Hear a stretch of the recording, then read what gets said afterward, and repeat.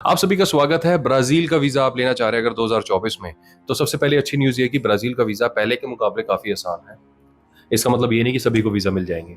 आपको पहले समझना होगा, इस वीडियो को एंड तक देखना होगा ताकि आप रिक्वायरमेंट्स, प्रोसेस, ये सारी चीजें समझ सकें, क्योंकि ब्राजील का प्रोसेस लोगों को नहीं पता।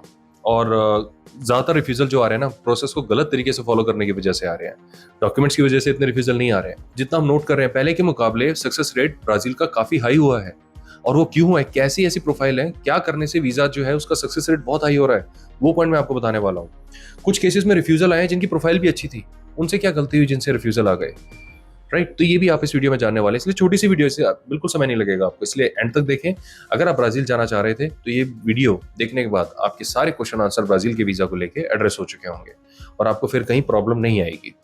तो सबसे पहले देखिए, ब्राजील हम सबको पता है हमारा काफी फ्रेंडली कंट्री है। ब्राजील और इंडिया के बहुत ही स्ट्रॉन्ग रिलेशनशिप रहे हैं पॉलिटिकली। शायद ही कभी इन दोनों की कॉन्ट्रडिक्शंस कभी पास्ट में रही हो।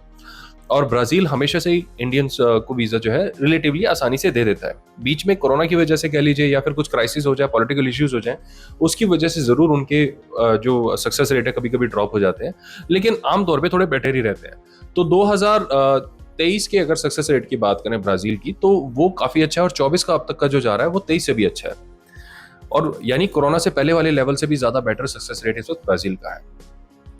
तो ब्राजील के लिए सबसे पहले मैं आपको रिक्वायरमेंट, बेसिक रिक्वायरमेंट है, जैसे कि आप जानते ही हैं, आप जहां पर भी काम करते हैं उस कंपनी का कोई ना कोई एनओसी लें, बिजनेस करते हैं तो प्रूफ लें, टैक्स भरते हैं तो आईटीआर लें, और अकाउंट की 6 महीने की स्टेटमेंट भी ले सकते हैं। कुछ केसेस में 3 महीने की भी एक्सेप्ट हो जाती है, बट मैं आपको बोलूंगा 6 महीने की लगा दें, ज्यादा बेटर है। अब यहाँ पे क्या है, ये सारी चीजें हैं। नेक्स्ट क्वेश्चन लोगों का आता है कि फंड्स कितने दिखाएं हम। ठीक है, हमारे पास अकाउंट स्टेटमेंट है, लेकिन फंड्स कितने होने चाहिए। देखिए, आमतौर पे देखा जाता है कि 6-7 लाख रुपए ब्राजील के लिए शुड बी इनफ, क्योंकि ब्राजील की टिकट थोड़ी सी महंगी है। साथ में अपनी 3 साल की टैक्स रिटर्न आप दिखा सकते हैं। 2 साल की है तो वो भी चल जाती है, बट 3 साल की हो तो मैं आपको रिकमेंड करूंगा उसको लगा लीजिए आप। कुछ केसेस में 1 साल की अकाउंट स्टेटमेंट भी चल जाती है। और इसके साथ जो सबसे बड़ा सक्सेस पॉइंट है ब्राजील का, वो है इनविटेशन वाला पॉइंट। ये ध्यान रखें, इनविटेशन अगर आपकी ब्राजील से है तो आपका ब्राजील का जो वीजा मिलने का जो प्रोबेबिलिटी है वो एक ऑर्डिनरी एप्लीकेशन से थोड़ा सा ज्यादा बेटर हो जाता है, अगर कोई ब्राजीलियन आपको इन्वाइट करता है। जो भी इन्वाइटर है, फिर उसके डॉक्यूमेंट लगेंगे, उनकी कोई ना कोई आईडी प्रूफ हो, उनकी तरफ से इन्विटेशन लेटर हो जो पोर्चुगीज लैंग्वेज में लिखा हुआ हो। इंग्लिश वाला नहीं चलेगा, आपको पोर्चुगीज वाला ही सबमिट कराना होगा, या इंग्लिश के साथ साथ फिर पोर्चुगीज भी दे सकते हैं, अकेला इंग्लिश ना दें, ये ध्यान रखें आप। ये मेरी तरफ से आपको थोड़ी सी, मैं आपको पर्सनल रिकमेंडेशन देना चाहता हूँ इसमें। तो अगर वो कहीं काम करते हैं, जो भी करते हैं, तो उसका कोई ना कोई प्रूफ लगा सकते हैं, सैलरी स्लिप के रूप में लगा सकते हैं, ऑफर लेटर के रूप में लगा सकते हैं, वो ये चीजें आप इन्वाइटर से मंगा लीजिए। देखिए, रिफ्यूज उन प्रोफाइल का देखा जा रहा है जिनका यूएस वीजा या कनाडा वीजा भी रिजेक्ट हुआ है। एक चीज तो ये देखी गई है।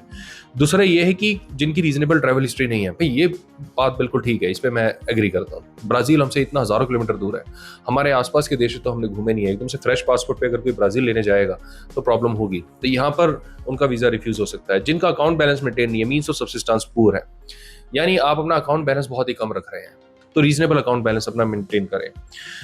ओके, एम्प्लॉयमेंट प्रूफ में भी लोगों को प्रॉब्लम हो रही है, एम्प्लॉयमेंट प्रूफ भी नहीं समझ में आ रही है। अब एनओसी लिखवा रहे हैं, एनओसी में भी आपको डेट स्पेसिफाई करवानी पड़ेगी अपनी कंपनी से कि आपने छुट्टी ले ली है ब्राजील जाने के लिए। आपको ये ध्यान रखना पड़ेगा। सिर्फ लोग क्या करें, अपना ऑफर लेटर लगा रहे हैं, कॉन्ट्रैक्ट लेटर लगा रहे हैं, उससे बात नहीं बनने वाली है आपकी। और अगर आप बिजनेस करते हैं, जीएसटी वगैरह लगा सकते हैं तो और भी अच्छा है, आप उसको लगा दीजिए। और जीएसटी के चलान अगर करते हैं तो 2-3 क्वार्टरली चलान आप इसमें अटैच कर सकते हैं, राइट। इंपॉर्टेंट आपको एक डॉक्यूमेंट और होता है जिसे कवर लेटर कहते हैं, आपको कवर लेटर भी अटैच करना चाहिए। कवर लेटर होता है जिसमें आप एम्बेसी को बता रहे हैं आपका प्लान क्या है, कब जाना चाहते हैं, कब वापस आएंगे, पर्पस क्या है जाने का, ये सारी चीजें लिखी जाती हैं। कवर लेटर को किस तरीके से बनाया जाता है, इसके ऊपर एक ऑलरेडी कॉम्प्रिहेंसिव वीडियो है जिसको आप चेकआउट कर सकते हैं। उस वीडियो को देखने के बाद आपके सारे क्वेश्चन एंड कंसर्न्स एड्रेस हो जाएंगे। और उसके बाद भी अगर आपके कोई डाउट रहते हैं तो आप डेफिनेटली कमेंट में उसे मेंशन कर सकते हैं। अदरवाइज बिल्कुल सिंपल है, आपको एक बार वीडियो देखते ही सब कुछ समझ में आ जाएगा। तो कवर लेटर को पहले अटैच कर लीजिए साथ में। तो इन चीजों से तो वीजा अप्रूव और डिसअप्रूव हो रहे हैं। आई होप आपको समझ में आ गया होगा, डॉक्यूमेंटेशन आप समझ गए होंगे। और अब प्रोसेस क्या है, इसका प्रोसेस बड़ा आसान है। आपको मिनिस्ट्री ऑफ फॉरेन अफेयर्स के पोर्टल पे जाके अपलोड करना है। उनकी गूगल करेंगे, वेबसाइट आ जाएगी, वहां पे जाके अपने अपने डॉक्यूमेंट अपलोड करने हैं। यही डॉक्यूमेंट जो मैंने अभी आपको बताया वो, प्लस साथ में अपने ट्रैवल डॉक्यूमेंट्स, मेरी ये ट्रैवल आइटनरी है, ये होटल वाउचर है, फ्लाइट टिकट है। और अपलोड होने के बाद फिर उसके बाद क्या होता है कि आपको अपॉइंटमेंट लेनी होती है। अपॉइंटमेंट का सिस्टम क्या है, बड़ा आसान है। जैसे आप अपलोड कर देते हो वैसे ही एम्बेसी को ईमेल कर देनी है कि जी मेरे ऐसे ऐसे डॉक्यूमेंट अपलोड कर दिए हैं। अपलोड करने के बाद एक एक्नॉलेजमेंट आता है, उसको अटैच कर दो कि ये मेरा एक्नॉलेजमेंट है, मैं डॉक्यूमेंट अपने अपलोड कर चुका हूँ, तो प्लीज मेरे को अपॉइंटमेंट दे दीजिए कि कौन सी डेट को आके मैं इन पर्सन अपना पासपोर्ट आपको दे सकता हूँ। तो एम्बेसी जो होगी आपको रिप्लाई कर देगी आपकी ईमेल आईडी पे कि भाई आप इस डेट पे आ सकते हैं। यही प्रोसेस है। अब काफी सारे लोगों को लगता है कि इसमें हमें प्रॉपर अपॉइंटमेंट टेबल खुल के मिल जाता है, ऐसा नहीं है। ये पहले, काफी पहले जरूर था, बट अभी नहीं है। बीच में तो वॉक इन हो गया था, राइट। तो अभी आपको सिर्फ एम्बेसी के थ्रू ही अपॉइंटमेंट लेनी होगी, ये आपको ध्यान रखना है। अब इसमें नेक्स्ट क्वेश्चन आ रहा है कि क्या इसमें कंफर्म फ्लाइट टिकट चाहिए? नहीं चाहिए, एज ऑफ नाउ तो नहीं चाहिए। अदरवाइज आप होटल की और फ्लाइट की आइटनरी के साथ अपनी डिटेल भी मेंशन करेंगे, it should suffice. But result PNR attach कर सकते हैं, कुछ केसेस में डमी भी चल जाती है, बट फेक टिकट ना लगाएं। तो ये था पूरा प्रोसेस ब्राजील का, ये रिक्वायरमेंट्स थी जो मैंने आपको बताया। और ये सारे प्रोसेस को आई होप अगर आप ठीक से फॉलो करेंगे तो ये समय ब्राजील के लिए बहुत अच्छा है। तो आई होप ब्राजील के वीजा को समझने में इस वीडियो ने आपके काफी हेल्प करी होगी। और अगर आप ब्राजील वीजा लगाना चाहते हैं, आप ये सारे इंस्ट्रक्शंस को फॉलो करके खुद लगा सकते हैं।